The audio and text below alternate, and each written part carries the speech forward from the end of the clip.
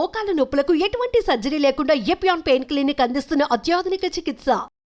క్యాన్సర్ని ముందుగానే ఎలా గుర్తించాలి, ఎలాంటి అడ్వాన్స్ ట్రీట్మెంట్స్ అందుబాటులో ఉన్నాయో డాక్టర్ మోహన వంశీ గారి మాటల్లోనే వింటాం. Cancer is a silent killer.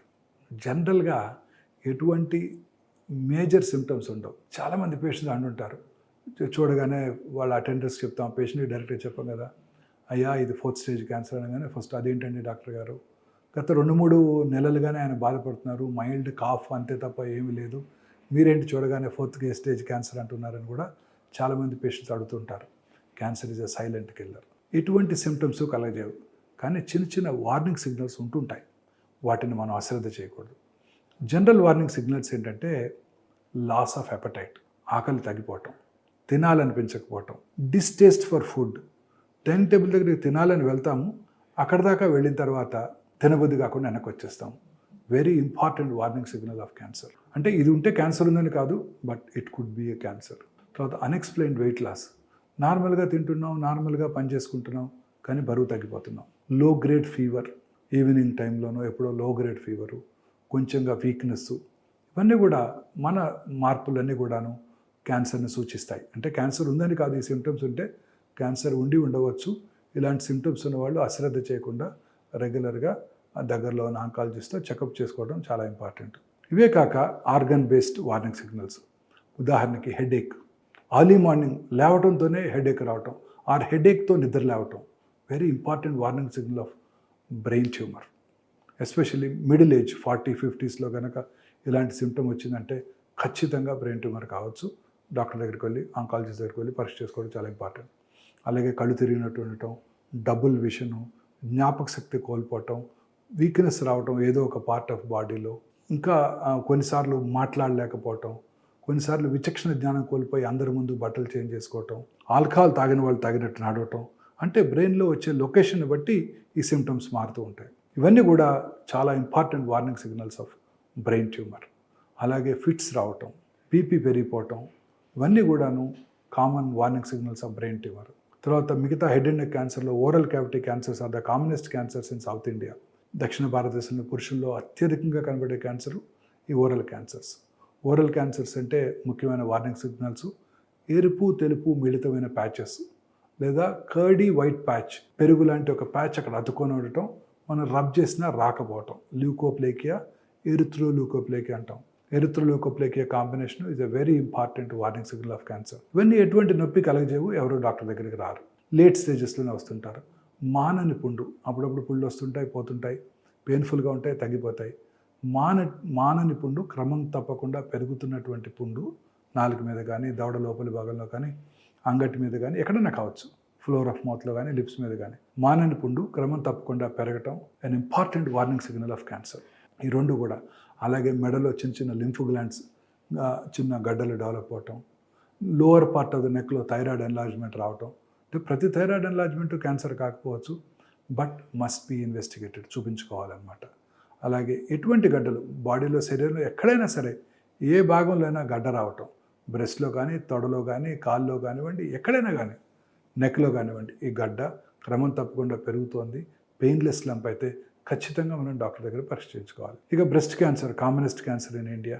Warning సిగ్నల్స్కి మనం కనుక చూసినట్టయితే బ్రెస్ట్లో లంపు కనపడటం, బ్రెస్ట్ యొక్క సైజ్, పరిమాణంలోనూ షేపులోనూ మార్పు రావటం, బ్రెస్ట్ స్కిన్ మీద మార్పులు, ముడతలు పండినట్టు ఉండటం, నరాలు ఉబ్బినట్టు ఉండటం, నిపుల్ మీద అల్సరేషన్ ఏర్పడటం, అలాగే నిపుల్ ఏరియాలో కాంప్లెక్స్ లోపలికి పోవటం, రిట్రాక్షన్ ఆఫ్ ద నిపుల్ అంటాం, లోపలికి పోవటం, నిపుల్ ఏరియాలో కాంప్లెక్స్లు రెండు ఒకే లెవెల్లో ఉండకుండా ఒకటి పైకి డ్రా చేయబడి ఉండటం, లేదా కిందకి రాగాల్సి ఉండటం, అలాగే బ్రెస్ట్లో నొప్పి లేనటువంటి లంప్ ఉండటం, నిపుల్ నుంచి బ్లడీ డిశ్చార్జ్ లేదా బ్లాకిష్ ఆర్ బ్రౌనిష్ డిశ్చార్జ్ రావటం, చంకలో గడ్డలు రావటం, ఇవన్నీ కూడా very important warning signals of breast cancer. అలాగే gastric cancer, very common cancer in South Indian men, second commonest after the oral cavity.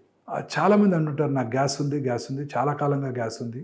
ఇది ఒక అపోహ మాత్రమే. మనం తినే ఆహార పదార్థాలను బట్టి ఆ గ్యాస్ డెవలప్ అవడం జరుగుతూ ఉంటుంది. కరెక్ట్ టైంకి తీసుకోవడం అనేది చాలా ఇంపార్టెంట్ అనమాట. కొంచెం ఫుడ్ తీసుకున్నా పొట్ట ఫుల్ అయిపోయినట్టు ఉండటం. రోజు మార్నింగ్ బ్రేక్ఫాస్ట్కి 4 ఇడ్లీలు తింటారు, 2 ఇడ్లీలు తినగానే పూర్తిగా ఫుల్ అయిపోయినట్టు ఉండటం, ఇంకా తినాలనిపించకపోవటం, very important warning signal of gastric cancer. అలాగే వామిటింగ్ రావటం, వామిటస్లో బ్లడ్ ఉండటం, తర్వాత ఆకలి తగ్గిపోవటం, ఇవన్నీ కూడాను very important warning signals of stomach cancer or gastric cancer. మల విసర్జన అలవాట్లో మార్పు రావటం, అంటే ఆల్టర్నేటింగ్ కాన్స్టిపేషను, లూజ్ మోషన్స్ ఉండటం, తర్వాత మోషన్లో బ్లడ్ పట్టడం, మోషన్ యొక్క క్వాంటిటీ తక్కువగా రావటం, ఒక పెన్సిల్ లాగా రావటం, లోవర్ రెక్టల్ క్యాన్సర్ లక్షణం అనమాట. ఇవన్నీ కూడాను కోలన్ క్యాన్సర్, రెక్టల్ క్యాన్సర్ లక్షణాలు. అలాగే ఫీలింగ్ ఆఫ్ ఇన్కంప్లీట్ ఎవాక్యుయేషన్. మామూలుగా మనం మోషన్ ఫ్రీగా పాస్ చేశాక we'll have a satisfactory feeling, clear అయిపోయింది అని. మోషన్ ఫ్రీగా పాస్ చేసిన తర్వాత కూడా ఇంకా లోపల ఏదో ఉన్నట్టు ఉండటం, very important warning signal of rectal cancer. అంటే ఆ brain perceives this at as ఇంకా మోషన్ ఉన్నట్టే పర్సీవ్ చేస్తుంది. అక్కడ ఉన్నది ట్యూమర్, కానీ బ్రెయిన్కి అది ట్యూమరా మోషనా తెలియదు. పూర్తిగా మోషన్ పాస్ చేసినప్పటికీ కూడా ఇంకా వెళ్ళాలి అన్న ఫీలింగ్ కనుక ఉన్నట్టయితే very important warning signal of rectal cancer. మోషన్లో బ్లడ్ పట్టాన్ని ఎప్పుడు అసలు చేయకూడదు. మోషన్తో మిక్స్ అయ్యి రావటం కానీ, మోషన్ పడకముందు బ్లడ్ పట్టడం కానీ, మోషన్ నల్లగా రావటం కానీ, మోషన్ పాస్ చేశాక రెడ్ బ్లడ్ డ్రాప్స్ పట్టడం కానీ, ఏది కూడా అశ్రద్ధ చేయకూడదు. చాలామంది ఈ వార్నింగ్ సిగ్నల్ అశ్రద్ధ చేస్తారు. పైల్స్ ఉన్నాయి, లాస్ట్ ఇయర్ కూడా ఇలానే వచ్చాయి. అప్పుడు డాక్టర్ దగ్గరికి వెళ్ళి చూపించుకున్నాను, పైల్స్ అన్నారు, ఆ మందులు వాడుకున్నాను, అవే వాడుకుంటున్నాను అనుకుంటారే తప్ప అది క్యాన్సర్ వల్ల వచ్చిన బ్లడ్ అని అనుకోరు. సో మోషన్లో కనుక బ్లడ్ పడితే ఎట్టి పరిస్థితుల్లో అశ్రద్ధ చేయకుండా దాన్ని థరోగా ఇన్వెస్టిగేషన్ చేయించుకొని దాని రావడానికి గల కారణాన్ని అనలైజ్ చేసి దానికి ట్రీట్మెంట్ తీసుకొని మోషన్లో అప్పుడు బ్లడ్ ఆగిపోతే అప్పుడు మనం సాటిస్ఫైడ్గా ఉండొచ్చు. చాలాసార్లు మోషన్లో బ్లడ్ పడుతుంది, డాక్టర్ దగ్గరికి వెళ్తారు, పైల్స్ ఉన్నాయని పైల్స్కి ట్రీట్మెంట్ ఇస్తారు, హెమరాయిడెక్టమీ చేస్తారు. ఆ తర్వాత ఇంకా కూడా బ్లడ్ పడుతున్నట్టయితే మళ్ళీ ఇన్వెస్టిగేట్ చేసుకోవాలి, కొలనోస్కోపీ ద్వారా కానీ స్కాన్ ద్వారా కానీ. Very important. అలాగే మూత్రంలో రక్తం పట్టడం is a very important warning signal of bladder cancer. అలాగే prostate cancer rapidly rising in India. Generally 50 years తర్వాత చూస్తుంటాం. సంవత్సరానికి ఒకసారి సింపుల్ బ్లడ్ టెస్ట్ PSA చేయించుకున్నట్టయితే మనం ప్రాస్టేట్ క్యాన్సర్ రావడానికి ముందుగా పట్టుకోవచ్చు. ప్రాస్టేట్ ఎన్లార్జ్ అయి ఉన్నప్పుడు ప్రాస్టేట్ క్యాన్సర్లో ఎక్కువసార్లు యూరిన్ పాస్ చేయటం, రాత్రిపూట ఎక్కువసార్లు వెళ్ళటం, అలాగే యూరిన్ పాస్ చేయడానికి అర్జెన్సీ అంటే మనం వెంటనే పరిగెత్తాలి వాష్రూమ్కి, లేకపోతే మధ్యలోనే డ్రాప్స్ పడిపోతాయి. ఆ తర్వాత యూరిన్ పాస్ చేయడానికి వెళ్ళినాక చాలాసేపు యూరిన్ బయటకు రావడానికి టైం పట్టవచ్చు. ఇవన్నీ కూడా important warning signals of prostate cancer. అలాగే బినైన్ ప్రాస్టేట్ ఎన్లార్జ్మెంట్ కూడా ఇలాంటి సిమ్టమ్సే కలిగించవచ్చు. అలాగే శరీరంలో ఎక్కడైనా ఏదైనా గడ్డలు రావటం, any lung cancer, commonest cancer in amongst men, especially urban ఏరియాస్లో మానని దగ్గు, లో గ్రేడ్ చెస్ట్ పెయిన్ రావటం, అలాగే బ్రెత్లెస్నెస్, ఆయాసం రావటం, దగ్గినప్పుడు వచ్చిన ఫ్లెమ్లో బ్లడ్ కనపడటం, వెయిట్ లాస్, లో గ్రేడ్ ఫీవరు, ఇవన్నీ కూడా లంగ్ క్యాన్సర్ ముఖ్య లక్షణాలు, వార్నింగ్ సిగ్నల్స్. అన్నవాహిక క్యాన్సర్ ఎస్పెషలీ స్మోకర్స్లోను, ఆల్కహాలిక్స్లోను ఎక్కువగా చూస్తుంటాం.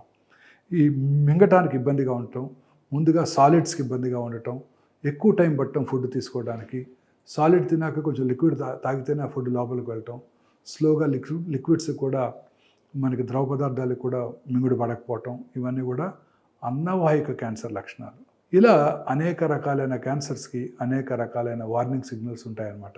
ఈ వార్నింగ్ సిగ్నల్స్ ఉంటే క్యాన్సర్ ఉందని కాదు, ఈ వార్నింగ్ సిగ్నల్స్ కనుక ఉన్నట్టయితే క్యాన్సర్ ఉండి ఉండవచ్చు. ఆంకాలజిస్ట్ దగ్గరికి వెళ్ళి పరీక్ష చేయించుకోవడం చాలా ఇంపార్టెంట్. క్యాన్సర్ నిర్ధారణ విషయంలో చాలా మందికి అనేక డౌట్స్ ఉంటాయి. బయాప్సీ చేయడం వల్ల క్యాన్సర్ స్ప్రెడ్ అవుతుందనే అపోహ కూడా ఉంది. ఈ విషయంపై డాక్టర్ మోహన వంశీ గారు ఏం చెప్తున్నారో మీరే వినండి. క్యాన్సర్ అనుమానం వచ్చినప్పుడు క్యాన్సర్ని గుర్తించడం చాలా ఇంపార్టెంట్. క్యాన్సర్ మీద, క్యాన్సర్ డయాగ్నోసిస్ మీద, క్యాన్సర్ ట్రీట్మెంట్ మీద కూడా చాలా అపోహలు ఉన్నాయి.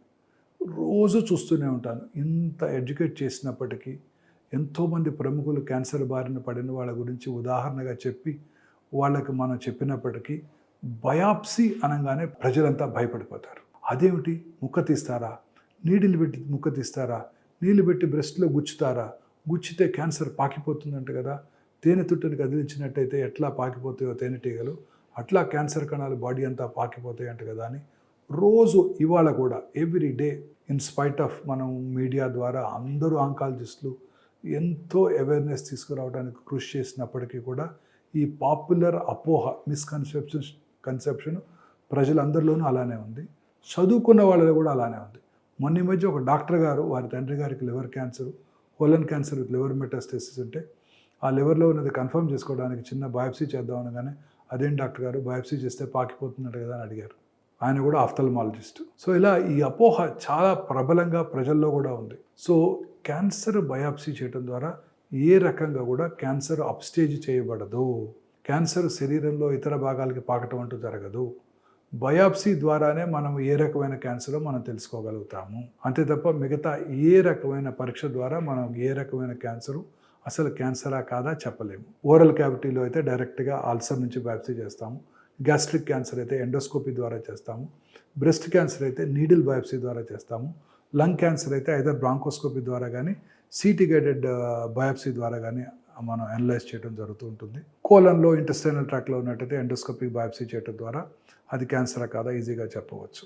కొన్నిసార్లు ట్యూమరు మనకి బయాప్సీ చేయడానికి అందుబాటులో కనుక లేనట్టయితే, అంటే యాక్సెసిబుల్గా లేదు, లంగ్లో డీప్ సీటెడ్గా ఉంది, పక్కన ఇంపార్టెంట్ రక్తనాళాలు ఉన్నాయి, అలాంటప్పుడు యాక్సెస్ చేయలేనప్పుడు లిక్విడ్ బయాప్సీ అందుబాటులో ఉంది.